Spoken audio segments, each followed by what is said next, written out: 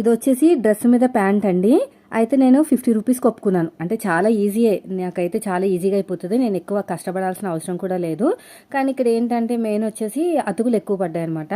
అలా అని చెప్పేసి మనం ఎక్కువ తీసుకోలేం కదా, టైలరింగ్ అనగా ఇది కామనే. కొంచెం సన్నగా ఉన్న వాళ్ళకి అతుకులు పడవు, కొద్దిగా హైట్ ఉన్న వాళ్ళకి అది కొంచెం హైట్ తక్కువ ఉన్న వాళ్ళకి అతుకులు పడకుండా ఉంటాయి, హైట్ ఎక్కువ ఉన్న వాళ్ళకి అతుకులు పడతాయి.